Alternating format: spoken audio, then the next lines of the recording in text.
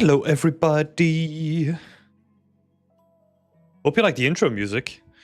I saw that a friend of mine, Marika Sands, released like a new album today, and it was copyright free. So might as well use it.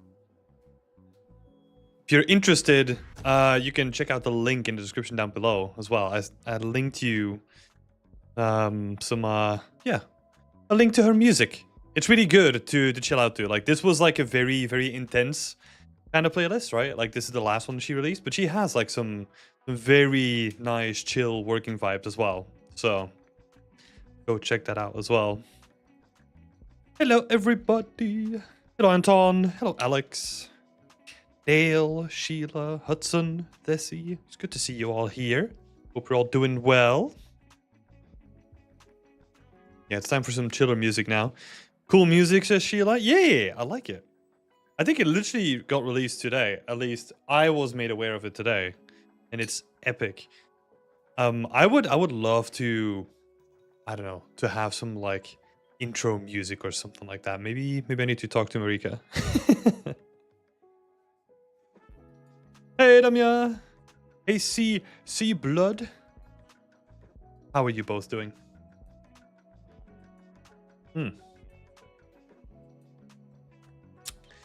It's time for another section of Whit Wednesday. Hey, Francesca. Good to see you here. Francesco, sorry. Francesca. Oh my god. Starting off good, huh? How many people do we have today for Whip Wednesday? Let's have a look. We gander. Not too many for today, so I think it's going to be very chill. 6, 9 in total. That's pretty good. Pretty chill week then. That also means that we have more time to discuss and maybe dive into some questions. So I'm already going to set this this session up for if you have any questions about the games industry, trying to get into it, like, I don't know, anything that you can come up with. Feel free to ask it as well. I would love to like dive into some questions in between too. Hey, Peanut. Good to see you back. Lovely to have you. Yeah, today was actually a pretty chill day for me. I decided to not make it longer than it should be, so I just stopped working at 4. And then, I don't know, chilled out, had some food, did a couple more pages for the book, which is coming along nicely. I think we're in like the final stretch now for the editing. At least for me, like writing all the notes and stuff. So I just need to then translate that all back into the book again and cut out like all the pages that I want to cut out. And I have like a list, like a list over here. I don't know if you can actually read that. Those are some of the things that I still want to write about. Because I realize that sometimes I'll refer to like a bunch of tips or like a bunch of things. And then I'm like, oh, I haven't actually talked about those things yet.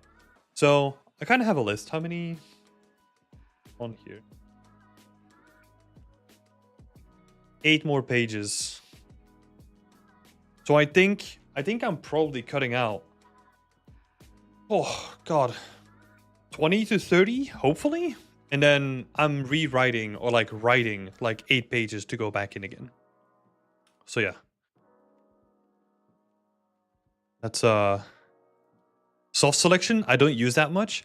Oh my god, I use it so much. Especially when I'm just doing like the final tweaks on my meshes or something like that. I use soft selection so much to make it look like all like nice and wonky and give it some life. That is what soft selection is really good for. I don't tend to use it that much for landscaping necessarily, because with landscaping it's usually brushwork, right? But yeah, it's really good. To create like really organic shapes. So for example, with like wires or something like that, like if you want to just have them like on the floor. Imagine like splines, right? I do a lot of stuff with splines. So then whenever I select one point, oh, Alex, that's a good question. I'll explain. So basically soft selection allows you to select like, for example, one vertex, right? And then the soft selection is basically a radius from that vertex. It's also gonna drag all the other vertices like with it too, but it's not gonna do it at the same intensity. So it allows you to have like these really like nice shapes. So let's say I have one vertex and I pull it up, like the rest of it is gonna be dragged with it, but not with the same intensity. So it allows you to like make like really nice curves and all that kind of stuff. It's really, really nice. So I use it a lot on splines. So like whenever I'm like, let's say I have like a bundle of wires, right? Like I'll use splines for that in the beginning, and then I'll use soft selection on the splines to make it, to like kind of pull it out, right? Like let's say I don't want to have like a perfect circle. I kind of want to have them like, I don't know, like a bit more scattered and frazzled. I do that with soft selection. No, not rocks. Not rocks, unless you're like making like really soft shaped rocks. Every program has this. Every program has their own version of like soft selection. So it's like, it's program agnostic. I don't know if actually Unreal has it in the modeling tools. I don't think so. But you can almost see it as like a brush, right? So like the center point of your brush is going to be the thing that you're going to move. And then the rest of it, like the fall off, is basically going to be moved with it, with less intensity. Hello, Scott. Good to see you here. Hope you're doing well, buddy. Yeah, so that's what I need to write about. Mid mapping, triangular compositions, because I actually use that quite a lot. So I'm going to be talking about that. Gaming conventions, source control, edge decals, draw calls, and global illumination. That's the stuff that I still want to write about currently. So I'm thinking that at the end, I'm going to end up with like, I don't know, like 10 more tips that I need to write. And then I'm probably going to cut out like 20 to 30 or something like that. So yeah, I think, where would that land me? Oh god, a 250 pages range? Texture file types? I actually mentioned those. I don't think so. I'm in a window for a sec.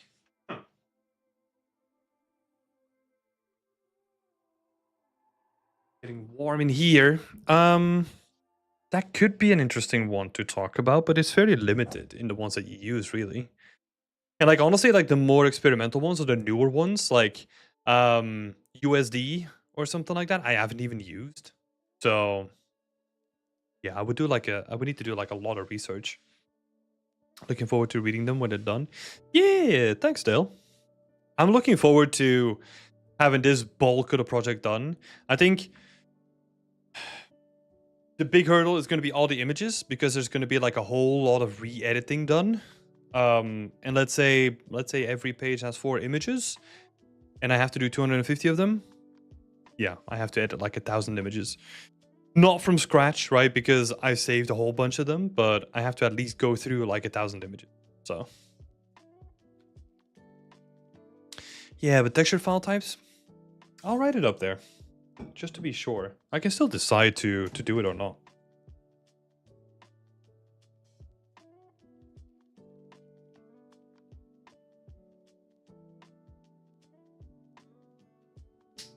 How has everyone else's week been though? Has it all been really productive? You're working on some cool stuff? Let me know. Always excited to hear about what other people are doing too. But yeah, so that's what I've been working on. What else have I been doing? Honestly, I've been doing a lot in the book. I'm making some really good progress. Doing a lot of organization. So like, as you've all seen, we've made an announcement that in, what is it now, 3 days, we're going to open up like the signups for the next Steam challenge, which is awesome. So me and a couple of other people have been working together to get this show on the road, and we're getting really close to opening up the signups. And then it will probably take like a little bit for the signups to close, and then we'll have like a deliberation period where we choose to let people in, all that good stuff. But I'm really excited to reveal the theme as well in a couple of days. It's gonna be good. So yeah, that is coming up soon. So we've been working on that. We're doing some really nice graphic stuff. I don't know. I'm a sucker for that. So it's been really nice to see Sunny, one of our challenge support, like working on that together with us. Really nice. But they're saying, yeah, but not cool stuff. More just like plain work stuff. Yeah. It is always plain work stuff until it's released, right? Like, that's the situation that I'm currently in as well. It's just like, you need to keep your mouth shut for like X period of time until the game comes out. And then it's just like, finally, I can reveal everything that I've done. And then it's just like, you have this like nice period for like a couple of weeks. And it's like, cool, let's do it all again. Hey, see ya. How are you doing? Dale's been blocking out and working on some assets for a friend. Oh, shit. That looks interesting. Sounds interesting, at least. Sounds cool. Yeah. I think other than that, it's pretty chill. Oh!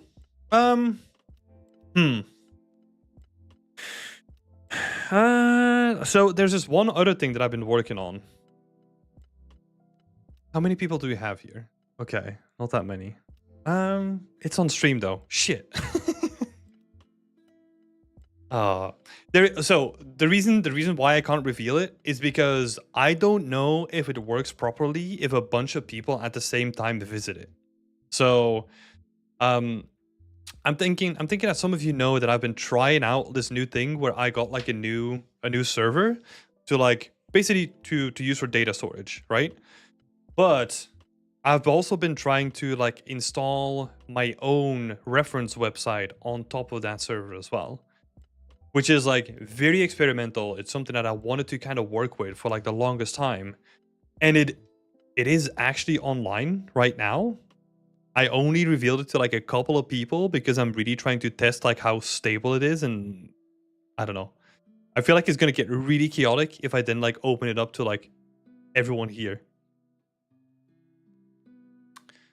But yeah. Beyond extent AI. No, no.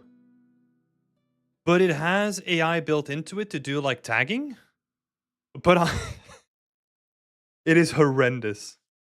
It is horrendous. Like I feel, oh my god, it just doesn't work. So for example, it will like as soon as you upload images, right? It will take it through like an AI to recognize whatever is in that image, and it will then like generate tags based on what is in that image, right? Oh my god, it will just miscategorize like a bunch of stuff. So I put in, I kid you not, like this is an actual example. I put in like a picture of a tree, right? And it tagged it as a backpack.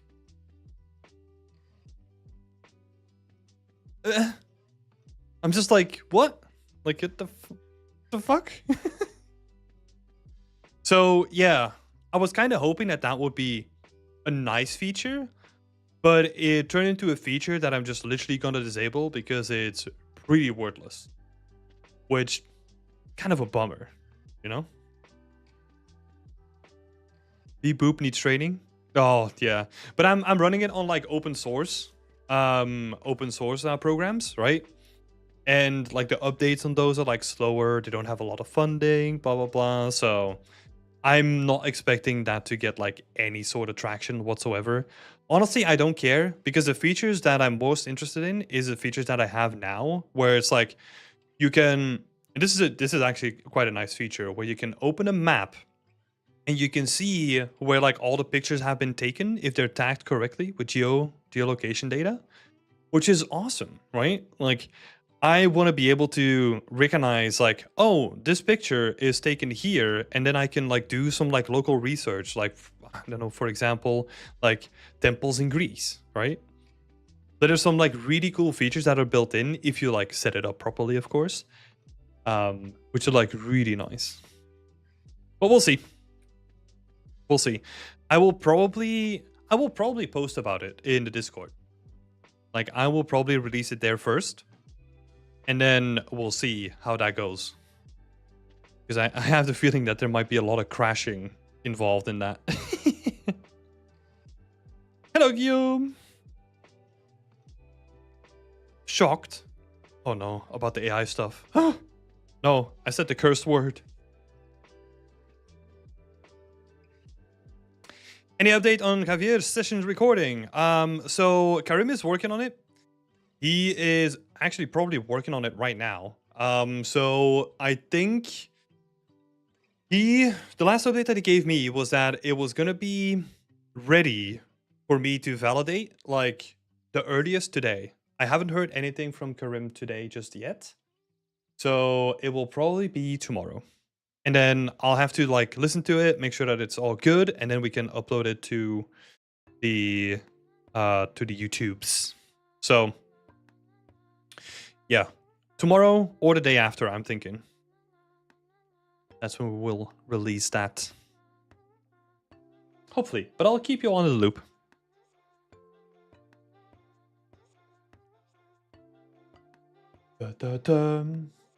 Okay. Oh, AI is being garbage again? Shock. To be fair, like, I was surprised that it was so bad. It probably depends on like the data that it's trained on and all that kind of garbage, right? Like, I was expecting like decent results, but I got results that were just pretty much like unusable, at least in the current form. An idea similar to Film Grab, I suppose. Useful website to use for reference sliding scenarios. Yeah. It's it basically came from this idea that, well, a couple of things. I was trying to see if reference packages were still useful online, right? Which they are. It's just currently there's no good place to put them on, because ArtStation sucks. Like, the marketplace there sucks. It's full of AI shit. Google Images like kind of sucks the same way. Like, it's just like flooded with AI. So like, the more and more I started thinking about like where to put like the reference images, like, it was either like marketplaces that were getting drowned out by AI, or I don't know what kind of other option is there, right? They allow AI images. Oh yeah. Like, look on ArtStation Marketplace and look at, I'm talking about specifically the marketplace, right? The marketplace is horrendous. Like, there's so many people trying to make like a couple of bucks on like thousands of like reference images. Like, and it's ridiculous. Plus naked peeps too on the reference. Yeah, right. So with naked people, I can get it, right? Like, character artists, like, I can get that. Don't have anything against that. But yeah, it's just like, again, like, if it's all AI, then what's the point? Like, I'm here to learn from, like, in that case, real anatomy, right? I don't want like AI generated stuff that may or may not get it wrong. Can hardly trust references anymore. I second guess everything. Yeah, that's the thing, right? Like, I have to do like a double take. So I'm actually, first of all, that's the reason why I wanted to set up that website, basically purely for me at first. But then I was like, what if I can like open it up to other people to upload their things on, have like a little bit of a vetting going on, and then we just have like our own library of like really good ref. But yeah, it is so difficult. Because here's the thing. When I was still working on my medieval project, I was looking for like a lot of medieval references, right? And whenever you type in like medieval brewery or whatever, you get like a lot of Minecraft recreations. So I was already trying to filter like all the Minecraft stuff out, and now I have to deal with like AI coming on top of that as well. Like, ugh, just making it so much harder. Pinterest used to be good for references. Yeah, I used to love Pinterest for references. And then just over time, Like, even I stopped using it before AI. I kind of felt like it became harder and harder to use, and then just AI came in, and it was just like, oh yeah, it's gone.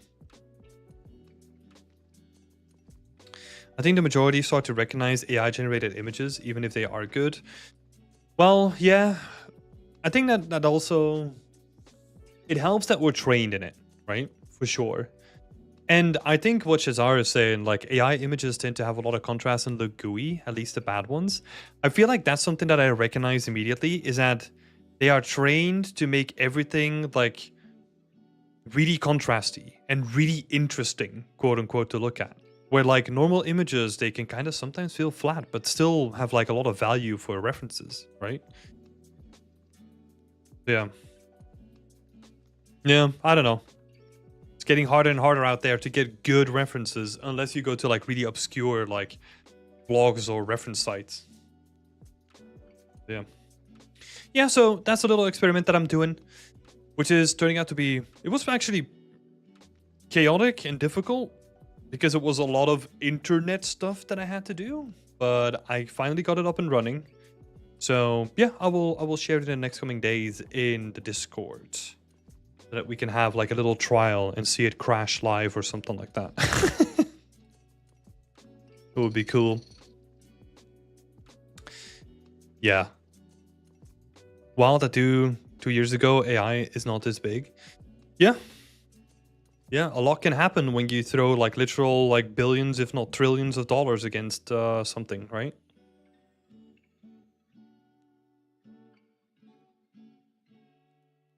It's crazy.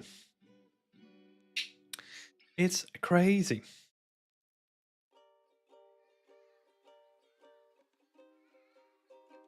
Yeah. It's also so interesting that it's like it's 2 years of like constant development and we've seen some crazy shit and like nothing has changed in the industry. Right? I feel like the longer we go on, and I'm talking about like games industry, right? The longer we go on, the more it becomes like, oh, we just need to say that it has AI so that we can kind of sell it to like investors, but that's it. Music AI is getting pretty scary, such Udio. I've not seen like any of the music AI. I do know a lot of interesting stuff that's happening in that space, even though it's not like AI related. But I love listening to like hacker podcasts and stuff. And there was one that was talking about a person that set up like a whole bunch of like fake artists on Spotify and then had like bot farms listening to the music that they were outputting. So he was generating like a massive amount of money for himself. Um, Obviously, can't do that. So I think he's getting fined and is going to jail, I guess. But Jesus, so crazy that you can do that.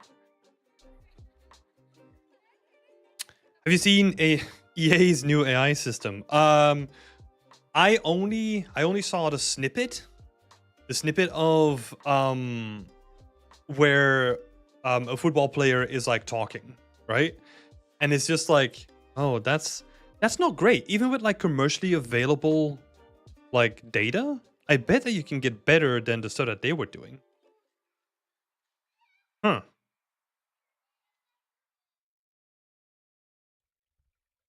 Who else remembers AI Spotify where it recommends you music based on your history? Oh, you mean like Spotify DJ, which is still around right now. Yeah, it's still there. Like metaverse and NFTs, buzzwords to impress ones to give out checks. Yeah, I think so too. But this is by far just the biggest buzzword for everything. Like Intel, I just saw like Intel come out with like their first like AI laptop. It's literally called like the AI laptop or something like that. And it's just like, what? Just to help you like search some things and like, I don't know, compose documents or emails. It's nuts. It's nuts how crazy companies are going over this. Because the AI term is too broad to begin with. Oh yeah. Yeah. Gotta say, Spotify DJ sucks. It only plays music I already listen to or music I'm not interested in. Yeah, exactly. I have the same issue. Like, I'll play a variety of music based on the mood or what I'm working on, right? So I don't stick to like one genre. Spotify has issues with that because it's trying to keep me like in a box. So for example, um I was listening to some what was the I was listening to Windrose, right? Like it's dwarven metal or whatever. But I wanted to go like even harder than that, and I was looking for like some, I don't know, death metal or whatever. I was looking for something harder than that. And it was trying to get me back into like, no, like you like rock. So like all the playlists were just like recommended like rock, and it's just like I don't want that. Like I want to look for this. Yeah. But I'm just saying, or asking rather, do you think people will move away from it just like how it was in Metaverse and NFTs? Oh yeah, for sure. Like as soon as the money dries up and it goes to the next thing, like everyone is gonna pivot and they're gonna go to the next thing. Crypto, Metaverse, NFTs, you name it, right? Like this is literally just going from like what can investors make the most money in, right? Like this is just mostly about the marketing. And right now, because there's so much money going into AI, like businesses are just going crazy over it because they can get so much money, right? It's not going to go down like NFTs because they're pure scam. Yeah. I mean, the thing that I liked about NFTs was the idea that you as a digital artist could get revenue of people buying your art and then reselling it to other people. So you would get residuals, right? That's the thing that I liked about it. But money came in, fucking destroyed the space because everyone was just focused on the money, and then they just like moved on to the next thing.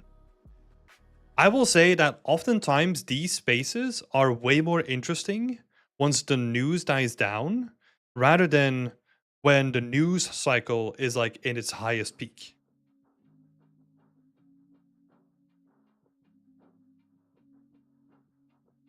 So yeah.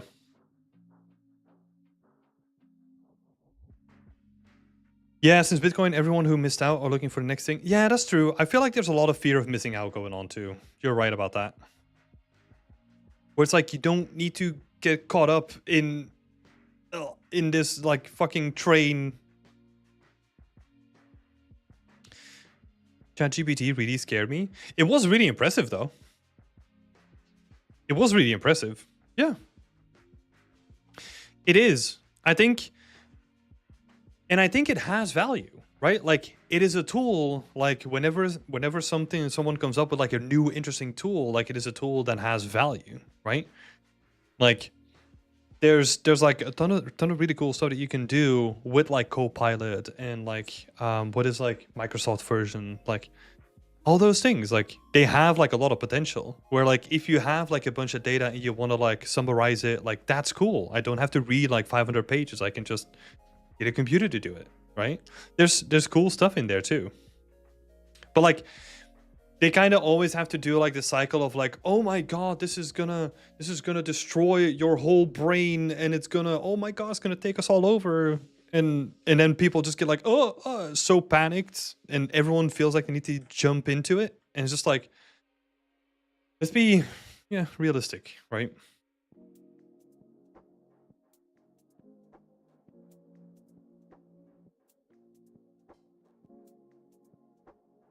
All my friends are just using ChatGPT to code now, although asking how to do things and then cleaning it up.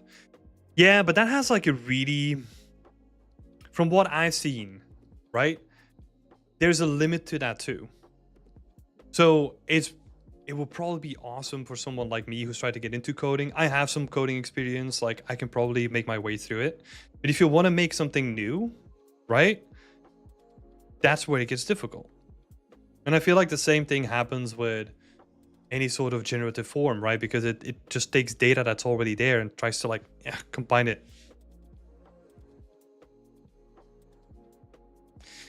Yeah. I got no clue about the programming. I'm just listening to like a bunch of stuff that other people are saying. Not my wheelhouse. Francisco is saying most of the times it's just media hype that does not translate into the real world. It's kind of frustrating. Yeah, in a weird way, like I get what you mean, right? It does translate into the real world, but not like in an actual tangible way that it like changes everyone's life for the better, for example.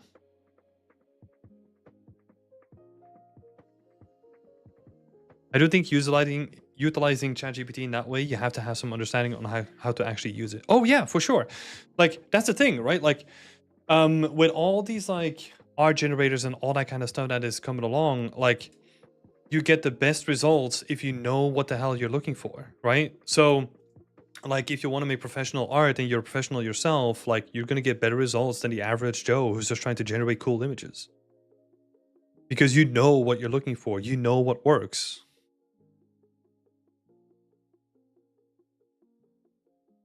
When it comes to AI being used, coding, Pirate Software has some really good takes on it. Yep, I've been watching Pirate Software for a bit now. Occasionally, I will the Primogen. I'll watch him too. Really interesting. Really interesting takes on like coding. I feel like Pirate Software is like he's game dev slash like security expert, right? Where like the Primogen is like back-end coder, used to work for Netflix, all that kind of stuff, right? So like more hardcore developer, I guess, or coder. They're a great duo. Yeah, I like their vibes.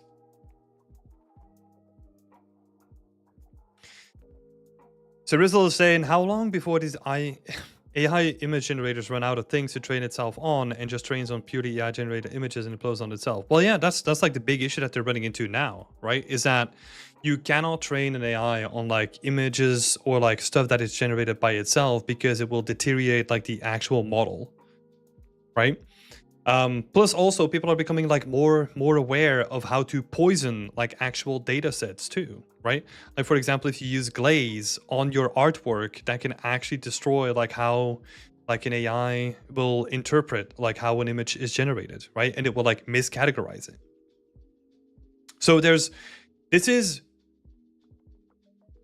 is really like its own battlefield by itself. Like it's almost like we're going into hacking, but like art hacking, right? So there's people out there right now developing like better technology to like completely confuse and disorient like AI image generators by poisoning the data sets, which is how cool is that? That's just fucking rad, you know? That concept just exists. Not that it had to exist, but that is just like crazy. That's some like future shit that's happening right now.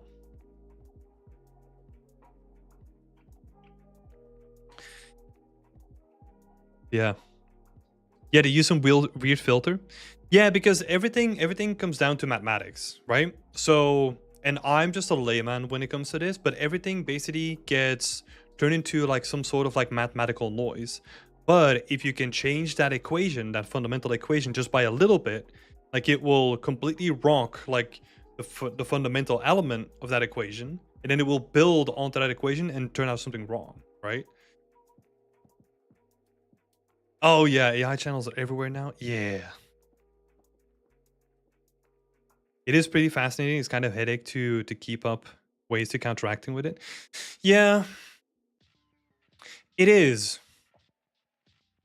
It is. And I think that's where I kind of get to like disconnecting, right? I think the closest that I get to like AI stuff now is YouTube, probably, right? Like Hudson says, like AI channels. Like if the artwork is AI generated or if like the content is AI generated, if as soon as I notice, I'm out, you know? Like I don't care. But yeah, that's about it. Like,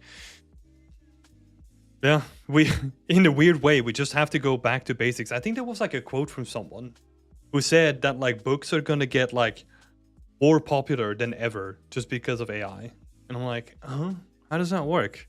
But I can kind of see it now, right? That people are gonna be looking for like an untainted source rather than like using the internet for that. Right? Crazy stuff going on. All right. Good chatting. Let's get into some art. We're gonna switch it on over. This is a weekly salt where I basically just talk to people like we just did now, and then we are now gonna dive into some overpaints for our community too. So I have like a bunch of people here, and I'm basically gonna be looking at our Discord, seeing that we can get some context, and then I'm just gonna go through them one by one and just give some feedback. But yeah, if you have any other topics that you want to bring up, if you have any other questions, feel free to bring them up, and then we'll discuss them in the meantime. Let's see. Genuine art becomes more valuable now. I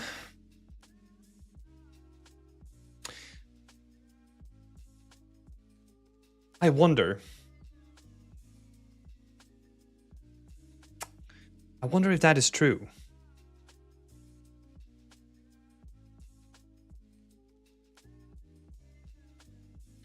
Yeah, because I mean, there's so many facets to like think about, right? Because you're probably talking about like the actual art that is on like art shows and is hosted in galleries and all that kind of stuff. I feel like that was always like just like it's either like hit or miss, right? Either you make millions or you're just like broke.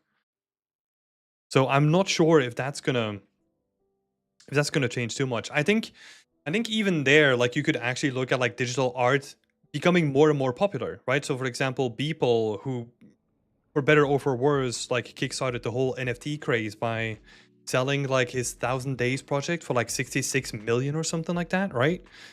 I feel like there's like new avenues that are opening up. But I don't know how AI is going to affect that market really, because that's the thing, right? Like with AI, like you just become like someone who like you don't really control like how something is made, right? And I think with like traditional art, a lot of people care about like the journey and the person behind it, right? And that's where the value comes from. Yeah, I think it was 66 million or something.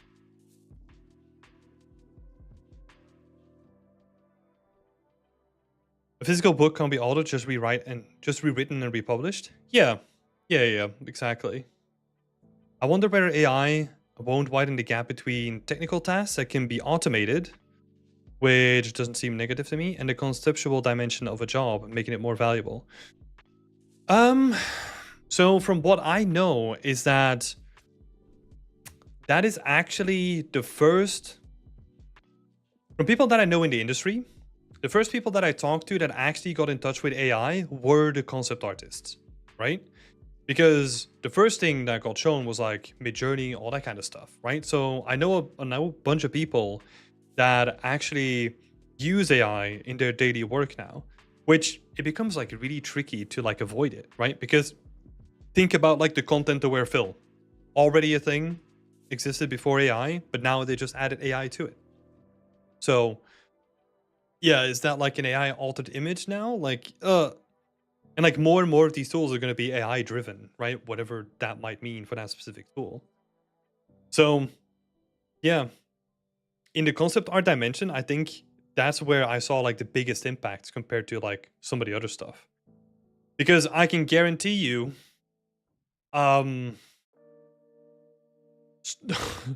the specific stuff that you sometimes see, especially in in-house engines, like you don't have the data sets to like train for the stuff that they're making. Like it is too specific, it is too niche to even like understand these things, right? So I'll give you another example. I was trying to, when I was doing some research for the course, I was trying to see how far it would get when talking about environment art, right? And this is when ChatGPT first came out. But I was using it then, and it's like, it didn't even understand what environment art is, because it still thinks that environment art is environmentalist art, which is like people making art with like actual pieces of the environment. So I'm just like, cool. Don't say anything more. I'm not going to use this at all. Like, not even to spell correct, because it just has no fundamental understanding of it. Even though the games industry is so massive, right? But the deeper that you go, like, the more niche you go, like, it completely just loses out. Only AI that I currently use is in Notion. Yeah, I have not paid for Notion, even though we use it like on a daily basis. Like for the AI in Notion. It could be interesting for that. I tried it a couple of times, was like, okay. Interesting. But better to just do it yourself. Oh yeah, for sure. For sure. AI is a great tool, but people will abuse it, and that's where it will come up in the media. Oh, like what will come up in the media is people making shit tons of money with it. Right? That's like Beeple is the only person that people know about because he made like 66 million with like a sale of like an NFT. I know like pretty well-known artists that are doing NFTs right now. No one's talking about them.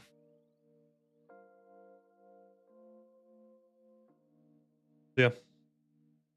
It needs to be such a crazy thing to happen. And I think honestly we've had like most of the crazy things. Honestly, that feels scammy. 66 million. Well, I think that's where it like differs in opinions, right? Because that project is like 10 years. Was it 1,000 days? No, 10 years of his work that he did on a daily basis. And he made that every single day. Never missed out on a day. And then at the end of it, like after those 10 years, he managed to sell it for like 66 million. Like if that is not like the biggest long con of your life, like in showcase of dedication, oh, that is nuts. I think he deserves it. Like honestly, if you do something so unique with so much determination, get that back. All right.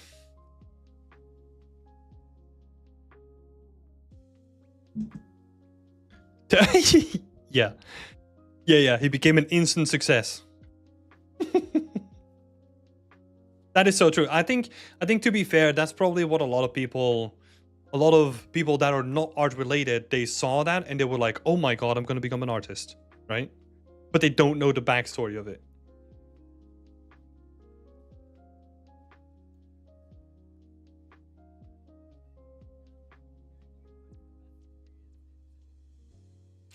I'm studying environment 3D just now. What should I learn? The first thing you should learn is how to model.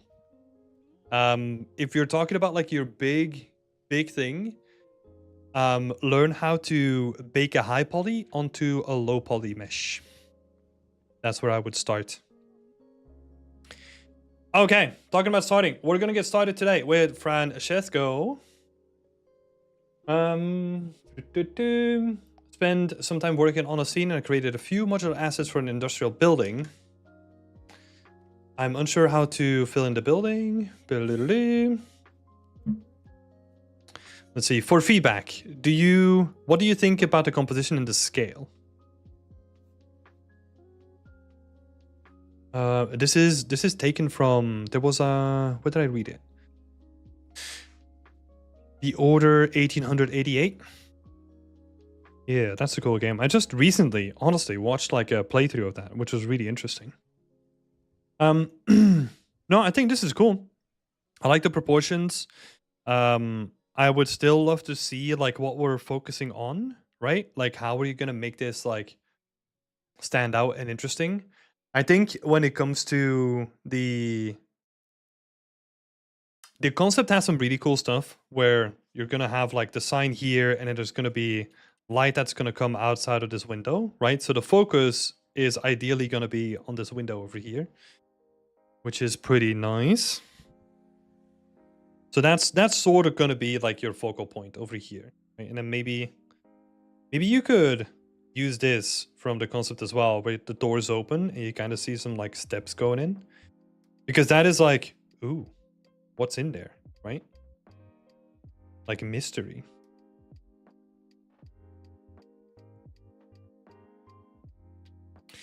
So this is gonna be, let's call this like the focal area.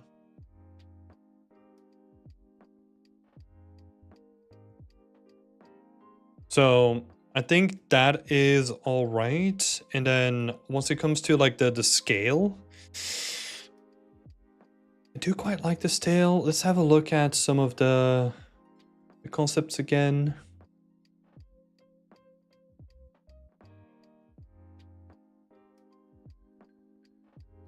What you could do, and this is just like a random idea, right, is make it into like these arches. Because they're like so stereotypical, and then maybe have like a train on top of it. Right? Have like a train tracks going on over it. There's something so stereotypical about that.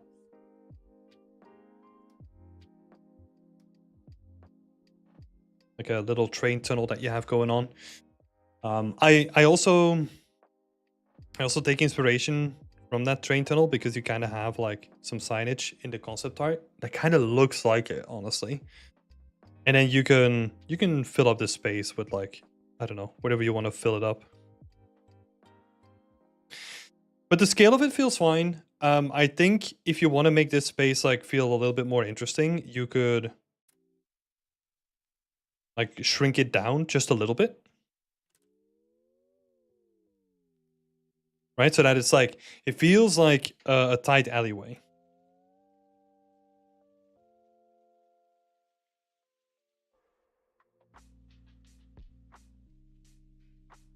Right? Just shrink that straight down. Could be interesting. But the rest of it looks good. I'll be... Oh, this is wood. Okay. Not sure what you're gonna do with this. I know that you added like a whole bunch more images.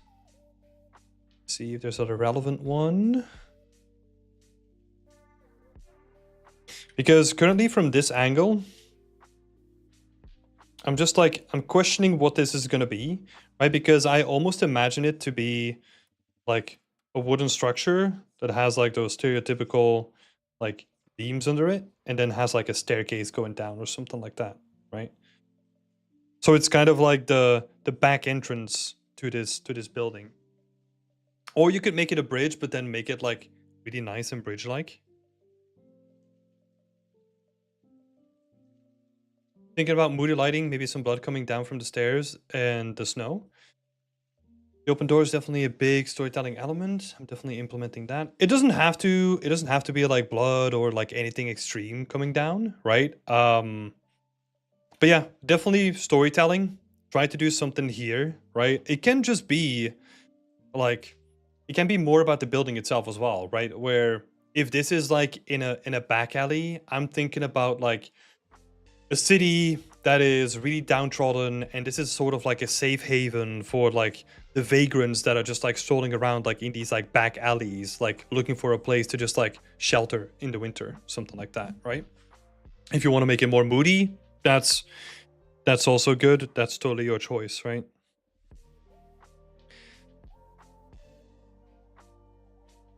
Let's have a look. So once you go after the tunnel, that's where we're talking about this tunnel over here, right? With this tunnel, you can do a lot. You can literally just curve it. Right? So you would have like a couple more buildings, and it kind of just curves off to the right.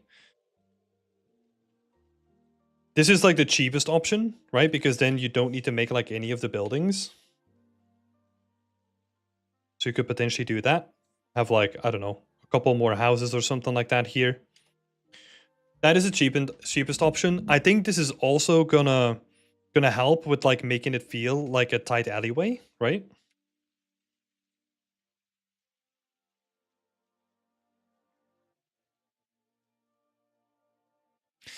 So that option is cheap. Cheap as in like really easy to build because you got modular pieces. So this is really cheap.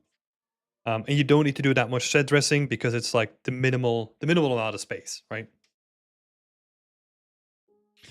And then you can do like some of the stuff that you were thinking about, like basically have it like as a T crossing, which would require to do like a little bit more work, or you can just do like a little quarter or something like that.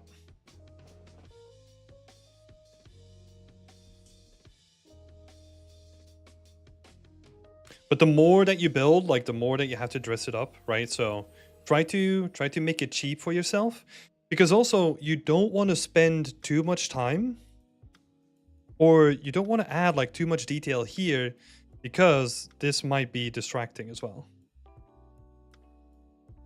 Right? So what I would do is think about your storytelling and then see what makes the most sense to have that little alcove or that little section to be, right?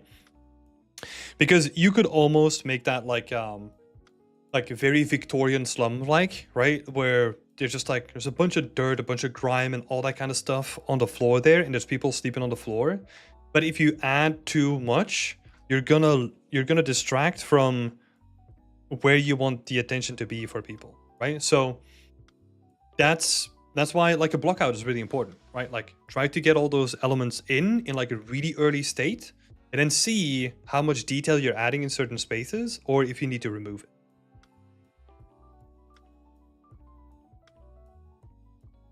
So yeah, because you don't want to distract from it. You always want to focus on the main focus, right?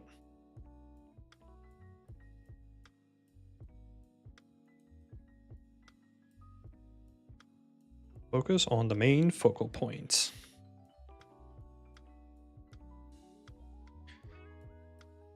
But yeah, I think so. The way that I'm thinking about it, and I'm trying to be like, I'm trying to explain this in a way where I'm like the most transparent about like my thought process, right? But the way that I see it, the reason why I picked like the little corner, the little alley there, is because that gives me like the seediest kind of like option, right? I get a lot of opportunity to have like dirt, grime, vagrant people there. Like it gives you a lot of options to, yeah, make this like really moody, dark. That's where that comes from, right? If you then wanted to make this like, let's say, a Christmas scene, and you want to make it like all jolly, I would probably make it like a T junction and kind of have it feel like that is like the main street with like um a lot of Christmas markets. Right? So, and this is maybe like a hidden pub or something for the locals. You can, that's the way that I'm kind of thinking about it. So like everything in your environment to me comes from the story that you're trying to build, and what kind of shapes and what kind of shapes and assets come from that story. I imagine two drunkards drinking booze on the stairs in the winter night.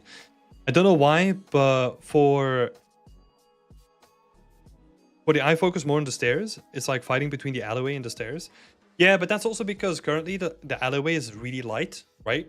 So imagine if that is going to be like a pretty dark place, and the staircase with the door open is going to be lit up slightly, and there's going to be light from the window. I think we're all going to be fine. Right now it is very distracting because the alleyway is the brightest point, right? So it does make sense for now. And then lastly, do you have any suggestions for implementing snow in the scene? This is my first time working with multi-layered materials like moss and snow. So I would just set up like a vertex paint material for some of the base sections, right? For like some of the flat sections, I would just keep that.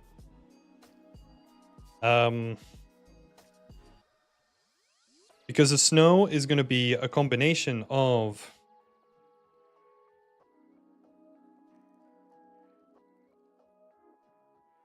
and this is specifically for ground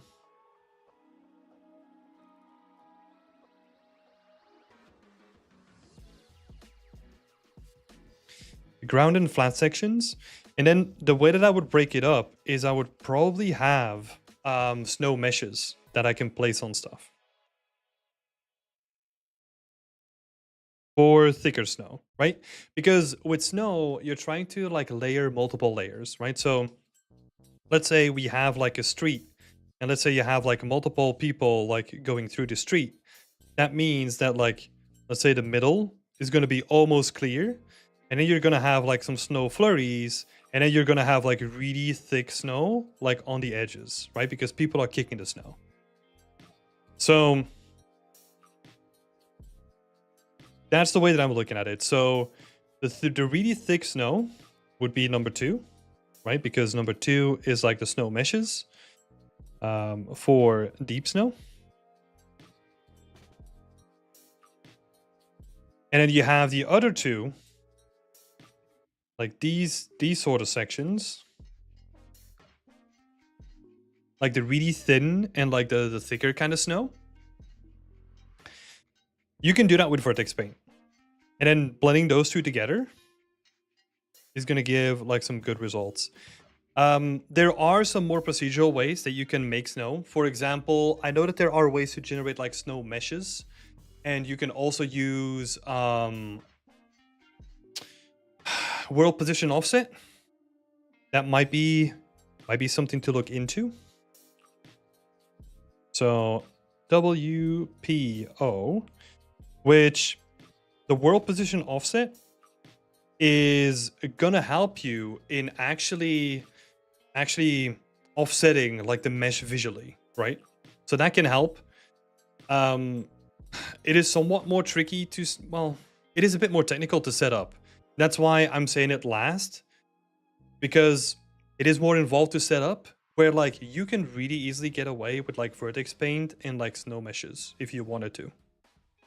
The only thing that's gonna be somewhat annoying with these snow meshes is like all the slanted angled bits, right? But you can use it in combination with some more specific meshes for some spots. Yeah, for sure. I would say that if I were to use the world position offset, I would use it for areas like these. Right? So like this slanted section over here, the staircase itself is a good candidate. And then like some of these ledges. And then maybe some of the rooftops, right? That's where I would use like the world position offset, because you can like angle the meshes and get them into place, but it's just too finicky. So like some sort of like automated thing can really help there. But yeah. Thank you for sharing your work, Francisco. And best of luck with all the snow. The snow is going to be fun to work with. I've never really done that myself, actually, but I bet you that it's going to be fun. That's awesome. Oh, just a reminder for the people that joined last week. I forgot to post like all the Whip Wednesday images. So sorry about that. I will not forget about it this week. So I will post them after the session. Yeah. Thanks, Francisco. Let's move on to... Oh, this was my very first Whip Wednesday. Oh, shit. Welcome, Francesco. Actually, I should have noticed that. We need to have a tradition for like whenever people do their first Whip Wednesday. Maybe I'll give them like a sticker or something like that, you know? Just like on their on their first overpaint. Damn it. Let's see. Moving on to Damiaxis. Hello, Damiaxis. It's also your first one, I think. I need that. Okay, next time. Okay, I'll see if I can prepare like a sticker next time. Okay, we'll get you the sticker.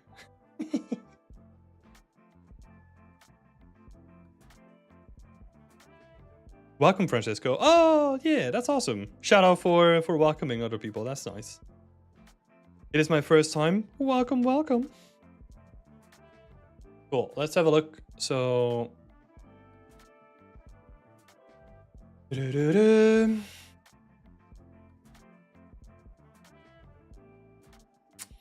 My goal is to create a fully functioning material that can be used in a video game. Cool.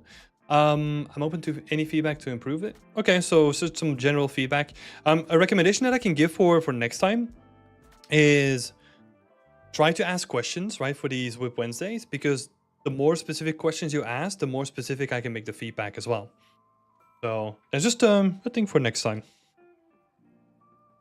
Now, on the topic of, since you brought that up specifically, right, to make a fully functioning material that can be used in a video game, if that is your goal, usually we, and this is going to get very interesting because there's a lot of stuff on ArtStation that is not directly translatable to ArtStation, but in an actual video game scenario, what we would actually do is we would have all these as like separate assets.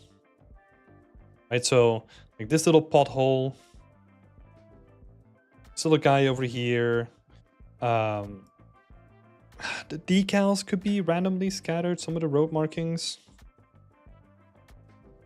So like all these things, they would basically be like little separate decals that then will be fed into like any road system that any program uses. For example, in Unreal Engine, you have like your road splines or your landscape splines. And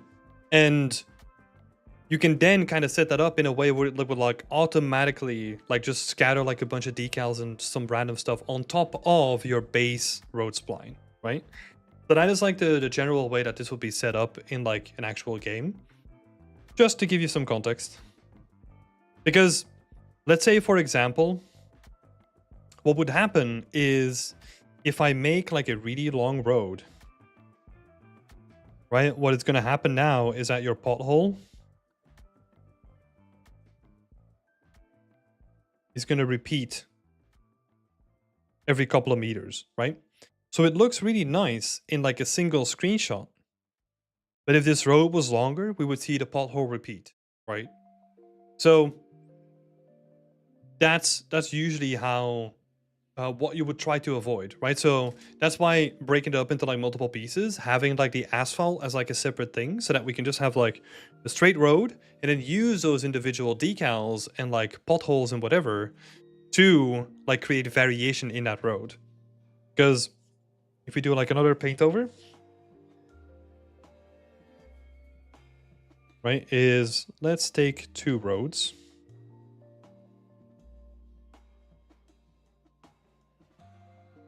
So this is the road that you have now, with like your potholes every couple of meters, right? This is the current material. What I want to be able to do is, with like Hudson is saying, like decals, I want to be able to control, let's say, oh, this section is going to have like two potholes, and then it's going to have like a decal here, but then there's going to be nothing over here, and then I'll add like a pothole over here. And then maybe I'll add some like stuff over here. And we get like more specific control, right? Instead of having this like repetition where like you always have like this set of two that is going to be repeating like every couple of meters. So we want to get more to that. Now I get, this is why I said that this is a very difficult conversation to have, because most of what we do and we put on ArtStation as like material artist doesn't necessarily have to be 100% usable in an environment, right? I know this is very confusing, but like, I feel like most materials, they kind of have like, you can go for the functionality route where they're like usable for like any sort of like environment, or you can just do them to like flex your skills, right? So yeah, a little explainer there. Let's dive into some feedback. I do have to say that I like the material overall though. It's looking really nice. The main thing that I will say about the concrete itself is that it is really noisy, right? And especially if we take like a step away and we kind of look at like, let's say this area over here, and compare that to like this area over here, yours feels more noisy. And that just comes from like, there's a lot of base color variation.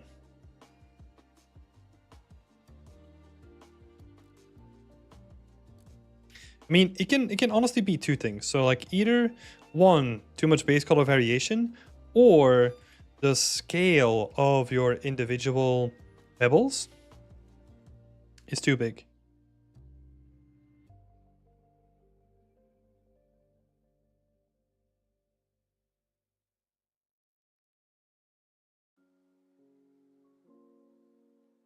Let's see. It might be a combination of both.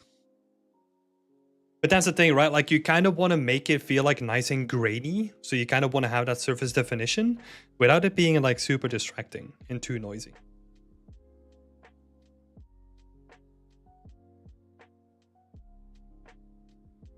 But that's the main thing that I will say.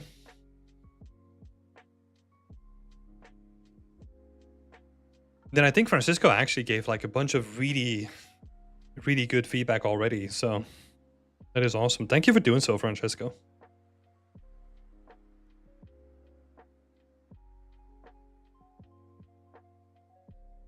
So that's why you mentioned before that I shouldn't bother with exposing my parameters in my material. Yeah, exactly. Because that is not the way that it's used in an actual environment, right? Because like this stuff doesn't matter. Because we, like I said before, we then plug that into a system that then can take all that stuff and like turn that into whatever we want, right? And usually that system, whatever that system might be, either it's like Unreal or Houdini or whatever you're using, like that has like a bunch of parameters by itself that gives us like more control, right?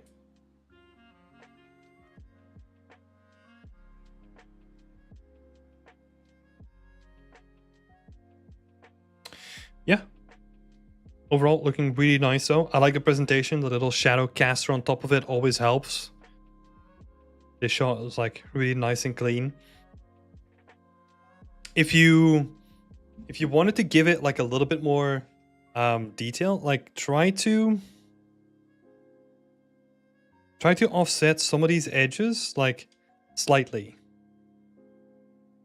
That there is like a small offset between like these meshes, right? So you would always have like a little rotation and like a little bit of an offset. Like, and I'm talking about like 0.001 or something like that, right? Just slightly. You kind of have like a little bit of variation there. Because, yeah, so I can see that you're kind of doing it in the height. It's just not in the rotation. Yeah, thank you for subbing, United OCC. That is awesome. I mean, this is a nitpick. Like, how are people going to get into this garage?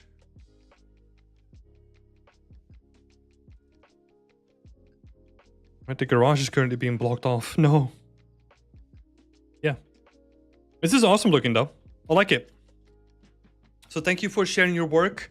Hope that was helpful. And then, yeah, thanks again to Francisco for sharing, like, his feedback as well. Oh, there's water there. Oh, I didn't even realize that there was water. Oh, I don't have the one screenshot that has like all the water in it. That's why. It's only on our station. Yeah, but that could be cool. Like making it like dirty, grimy water, right, on the side of the road. Make it stand out more. That's a cool touch though, that you added water in it. That is nice. Yeah. Thanks for sharing your work. Looking forward to seeing more. Next up, we got Tobias. Let's have a look.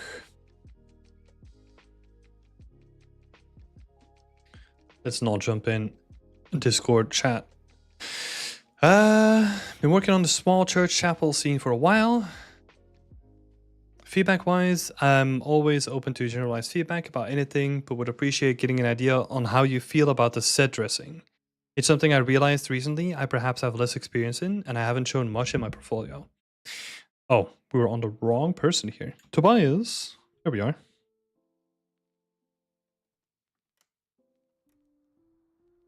Let's have a look-see.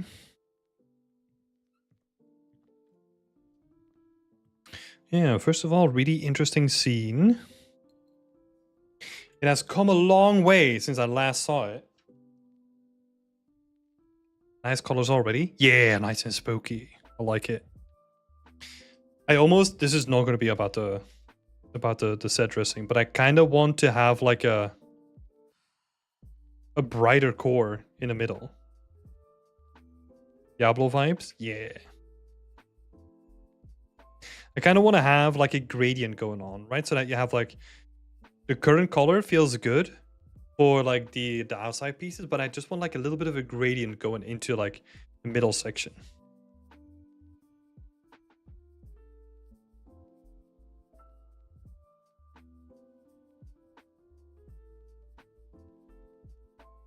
Just a slight one. Let's see about set dressing. There is something that irks me a little bit about these pews, I think. They just look like really basic at the moment. Like, I know this is not going to be seen like up close like this ever, but I feel like it's missing like some sort of detail to make it stand out more. Like this almost feels like it's a block out with like a wood texture on it, right? Especially comparing that to like all the rest that it's surrounded by. There's a difference in like detail there.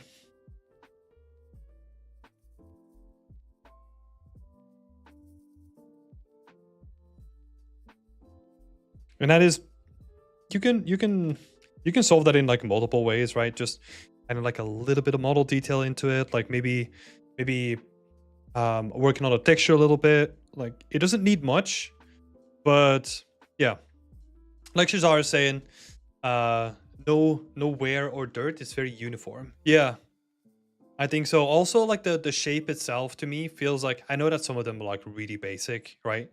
But you kind of want to give the impression that it's like it's more detailed than it usually is in real life, right? So we'll say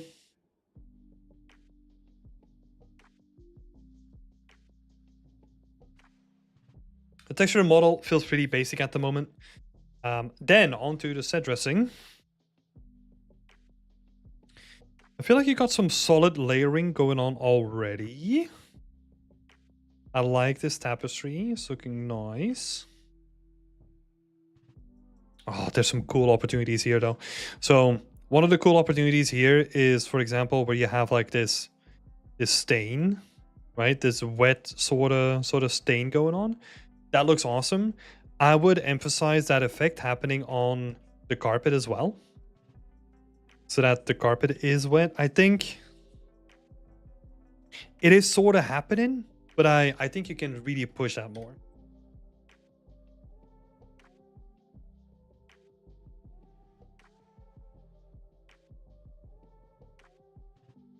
And then also just like griming it up with like a bunch of stuff, right?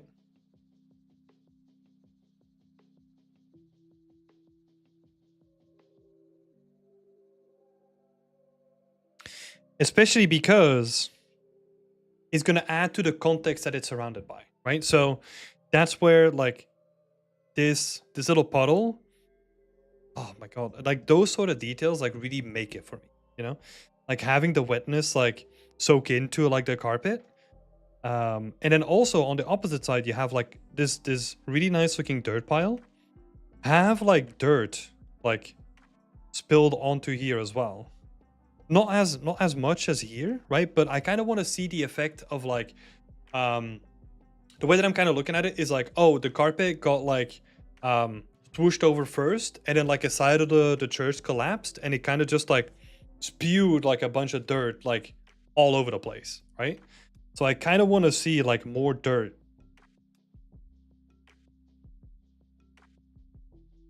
on top of all of this as well. And then you can kind of emphasize that here too. I noticed that you have dirt here on the sides, like dirt and sand, but it's very linear. Like it doesn't have like any sort of effect on like its surroundings again, right? So having that emphasize like or take away from the tiles more. And then also just imagine that like one of these tiles is just like it kind of rotated a bit and it's kind of sunken into the floor. So we kind of see like the dirt coming up to the tile here. Right? And then maybe another tile is barely affected. But then this guy is like really affected.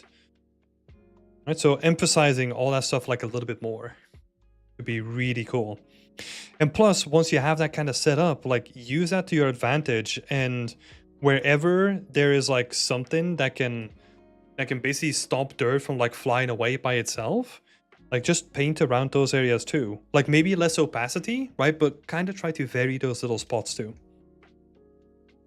So you want to have small pockets of dirt.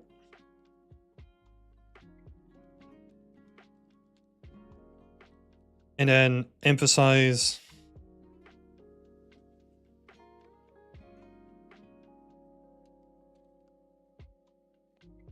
some cracks, but also fill in some empty spots, just a couple of decals. Yeah.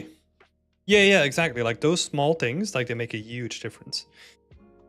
And then the blood is kind of freshly painted. That kind of makes sense because this is like a new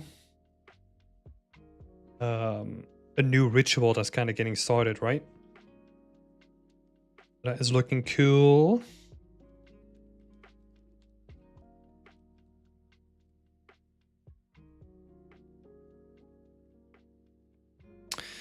Oh man. I'm trying to think about symbolism, right? And it's so stereotypical though. Like an upside down cross. It's so stereotypical though. So boring as well. And I also don't really see like a good opportunity to use it in any way, right? Because I kind of want to make it here, but then that's going to take away from like the actual gate itself. Oh.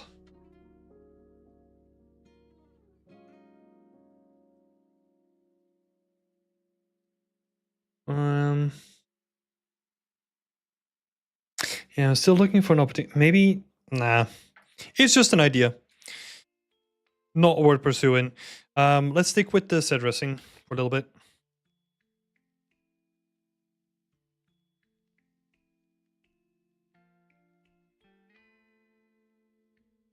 And get like a free monster in the middle, put a smoke-like shader on it coming out. Yeah, but that's also like pretty cringy, right? Like it's so stereotypical. Like the same thing with my idea too, right? Like the upside down cross is like, oh, so overdone. It's like so on the nose. I feel like almost making it more subtle and just keeping it like really vague is probably the better way to go, right?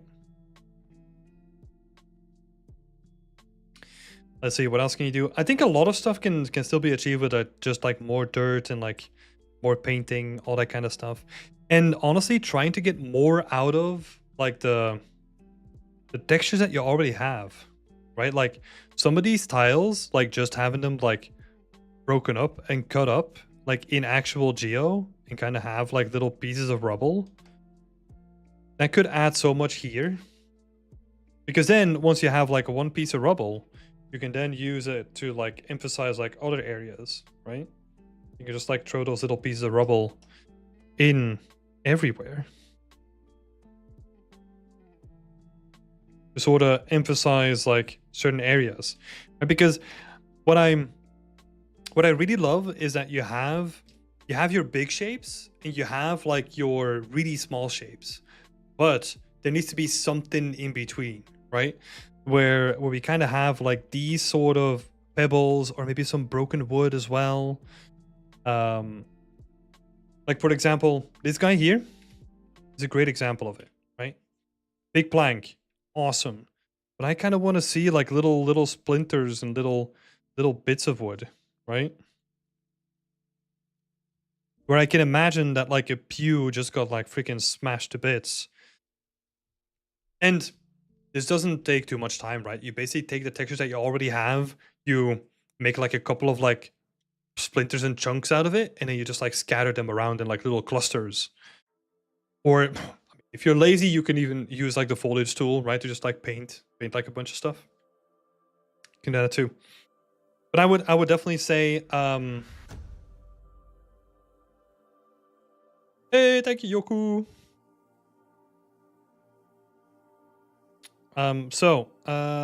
What we're saying. So, this is oftentimes referred to as big, medium, small.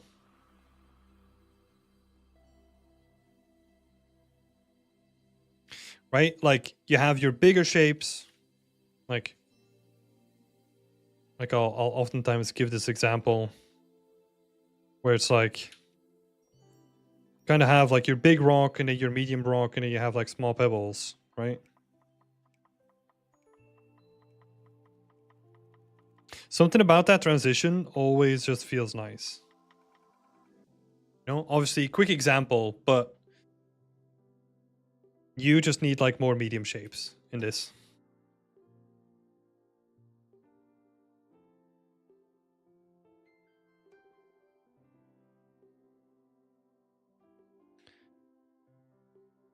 I do like what is happening with like the vignette that we have going on. I really like that.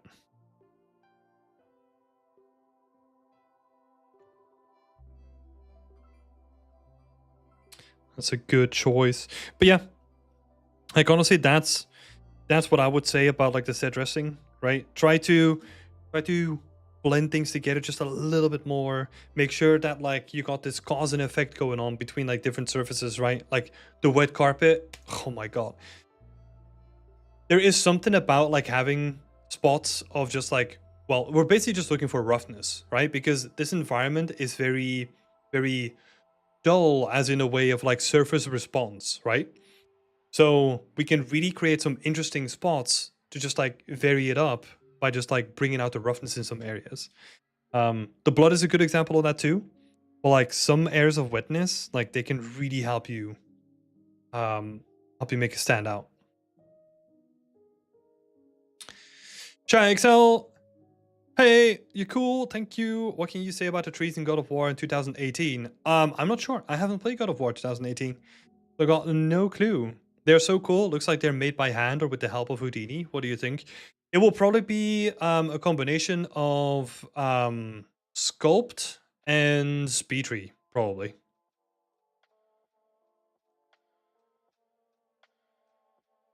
I feel like the fog is too red, making some of the blood on the floor closer to the portal disappear.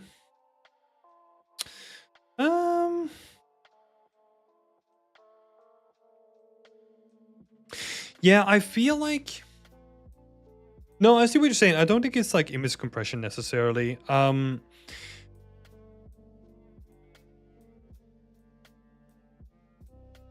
It's a difficult one, right? Because there is a part of me that wants to see like more roughness on the blood. But making blood look like blood is always so tricky. And it also depends on the angle that we're looking at it. What you could try... Let me think about this first. I don't think this is gonna work. Like what you could potentially try is have like a planar reflection.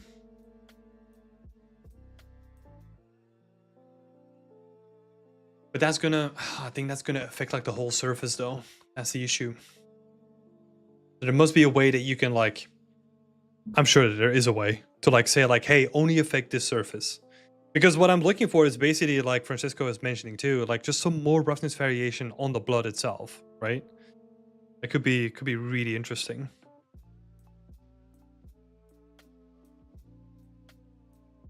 So yeah, something to do with that as well.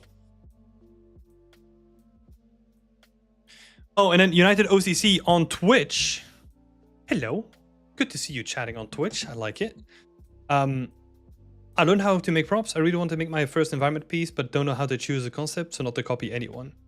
I want to do something unique, but it's very difficult to come up with something from scratch.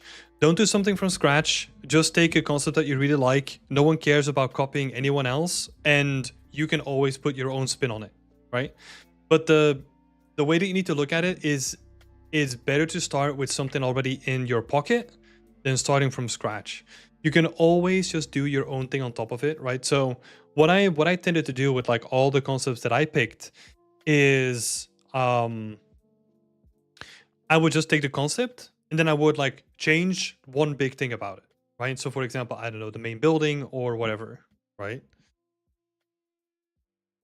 But yeah, you don't want to be building from scratch, especially if it's your first time making an environment. You don't want to do that.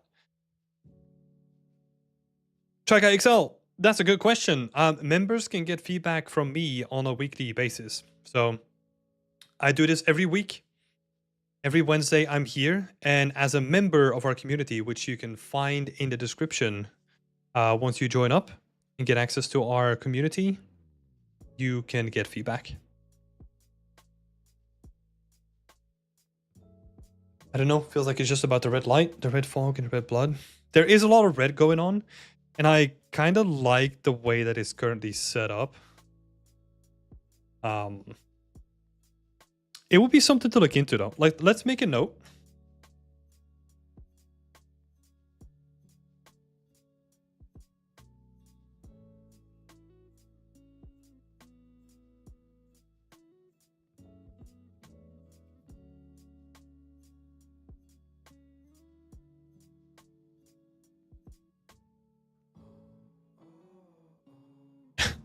Alex is right, because it's Wednesday. Yeah, what day do you think it is, Hudson? Come on. No, the reason, what was the reason why? I think it's just because like the rest of the days I always have something going on. So it's just Wednesday was the... Oh, and it might also been because the name was just catchy too. Like Whip Wednesday.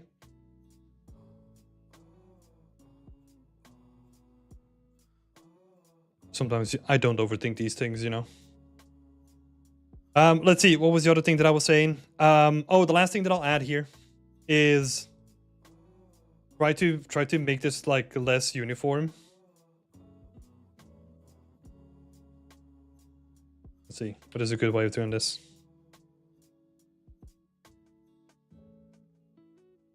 Like just breaking this pattern up just a little bit. I'm almost imagining someone like with their hands or something like that doing it, right?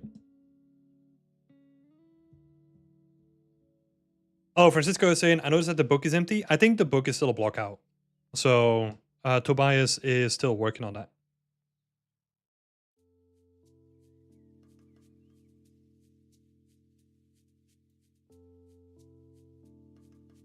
Sure, Thursday. Just flows off the tongue. Especially that, Dale. Come on. Oh my god.